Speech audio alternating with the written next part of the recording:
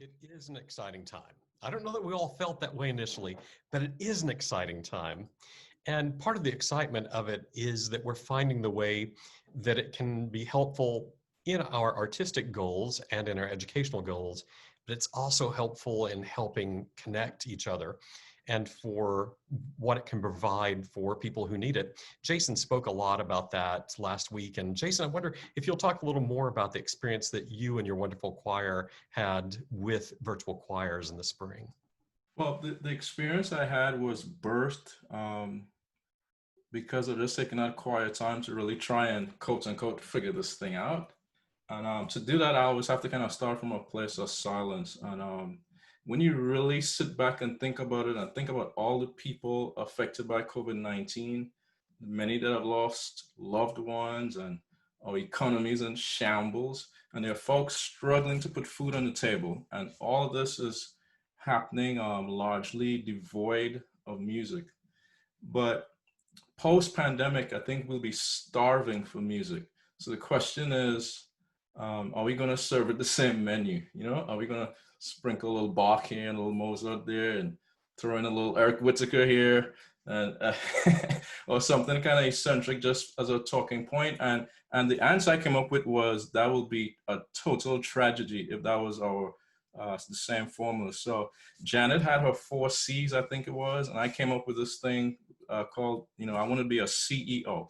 The first one I talked about already. I want to be more curious about other people. And then I want my efforts as a conductor to be so much more than just the music making. Our medical workers and nurses. My wife is a nurse and she's working right now. So my responsibility, I feel, is like of a second line worker. And part of that responsibility is to have this insatiable curiosity about the people coming to listen. The E there is for empathy. Empathy is something we don't necessarily teach in our classrooms. And I'm sure all of us have been part of a monumental performance of some kind. And if you really think back, there probably was some event tied to it. It was last year about this time when most of you know my choir was involved in a horrible bus accident out in California. And I'll never forget, right before the concert, trying to make a speech to somehow calm everyone down. And in the process, I got all choked up and I couldn't even finish the speech. And as individuals, we are all so fragile, but collectively, our strength was so emotionally overwhelming. So with mismatched attire and scratches and bruises, and some people even walked up with canes, and we had to go sing to a packed house. And for the first time in a long time, the text that we were singing for an entire school year finally all made sense. And rhythms were more than just a group of patterns, and the reflection of the pulse of life we were so happy for, because we all still possess life. And the singing was just mind blowing. And I think part of the secret sauce of that performance and many others was just the fact that we felt what each other was feeling.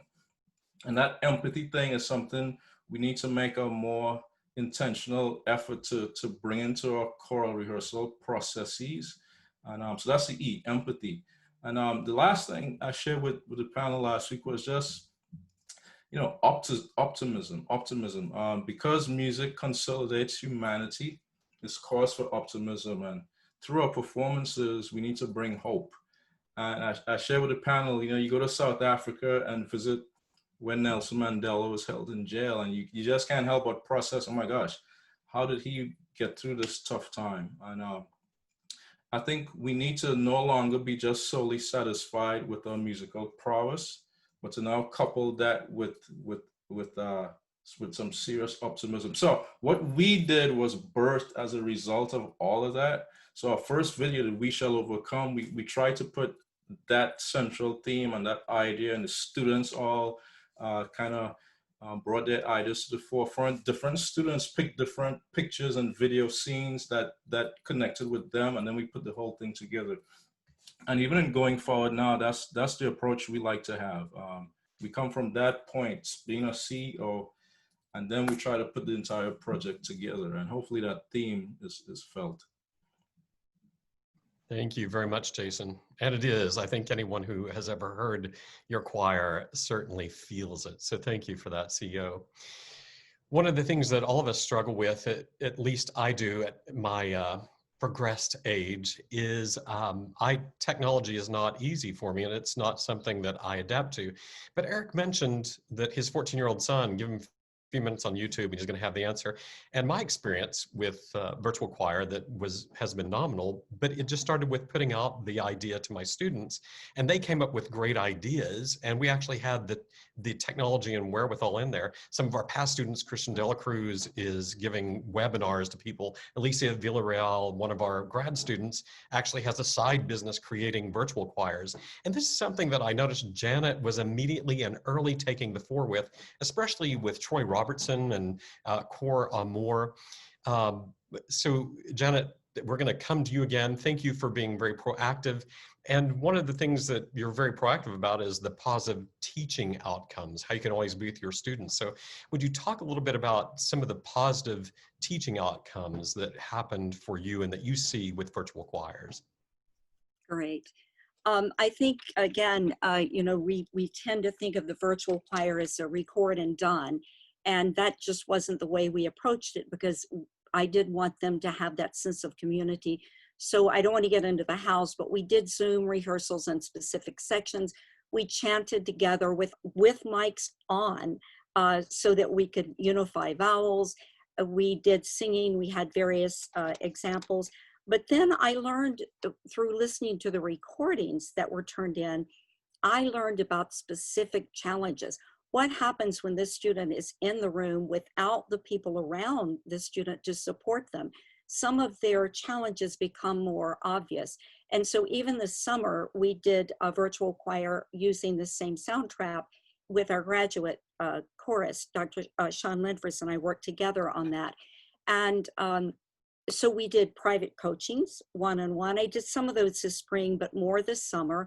I would go in and listen, and then I would contact individuals and say, hey, would you look at measures, 13 through 18 and re-record that, which that was the beauty of our platform. They could re-record parts of it without having to redo the whole thing.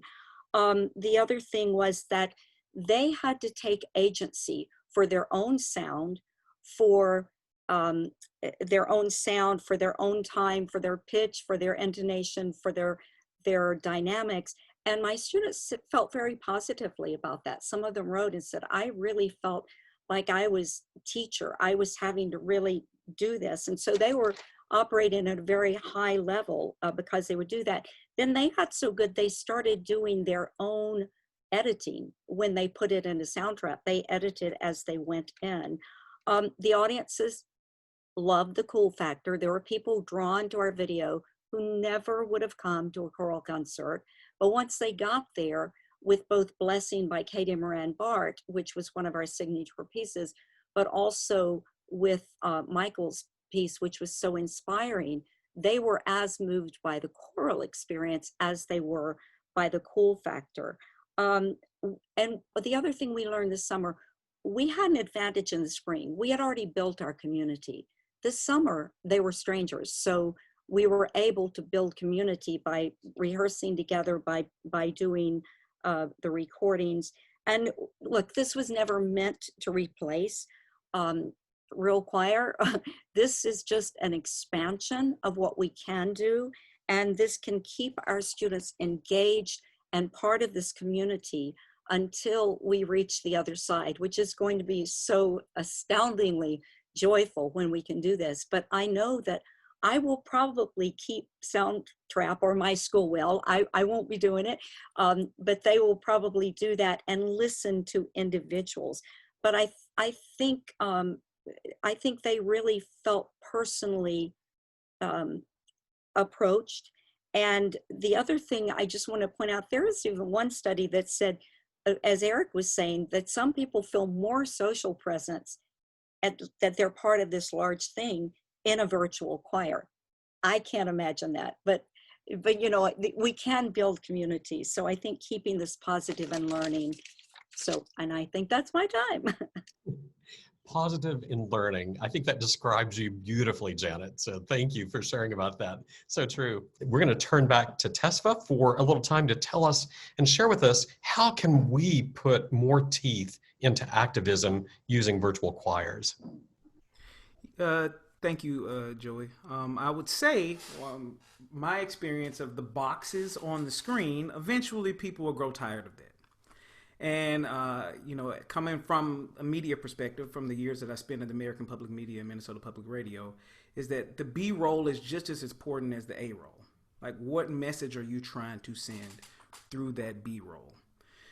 I can tell you that pop artists have been great at creating a story through incredible visuals. If you haven't had a chance to watch Beyonce's Black is King, this is mandatory viewing for you. I am not getting money from Beyonce, but I am telling you, this is mandatory viewing for you to watch and know exactly what I'm talking about. But the videography is mind-blowing. If you go back and you look at artists like Eminem, you think about his call to action on ending these mass sales of AR-15s, and we think about all the gun violence that's happening. If you watch and I think if I'm not mistaken, Miguel is going to share you a video of that Eminem that you can see on your own as a part of the chat. But using that for people to say, whoa, I'm not looking at boxes anymore, but I'm actually activated from experiencing this video now. This video is forcing a dialogue, an inner dialogue within, for people to say, well, I need to do something. I just can't enjoy this art. And I want to say something that's crazy. Most of our concerts, unless you're got a big theater where you do it like 4 times, like our Christmas fest, we have like 12,000 people show up in like 4 concerts. But most of the times you're talking about a few hundred people. But if you were to keep this, I want to go back to what Dr. Galvan said, is keep some of these elements even post-COVID. You have the possibility of reaching more people by just maybe even creating one of these a year. And as people are saying, using a storyboard concept to really push forward a narrative that we can use this art form to truly get some systemic change that we're all longing for. So instead of just talking about it, we basically give you next steps after the video is done. And then people can get directly involved from experiencing your virtual choir video that they maybe didn't have a chance to see if they only got to experience it on your campus. So I would say that would be, especially at this moment right now, that would be something that all of us should be looking to do as we push in the fall, to have broader conversations and then have people look to have the call to action and create systemic change. Thank you very much, Tesfa. I know that I feel motivated when I'm hearing from friends like you and Cody Raven Morris how we can get more involved. And so we appreciate that guidance. Well, I'm going to just remind our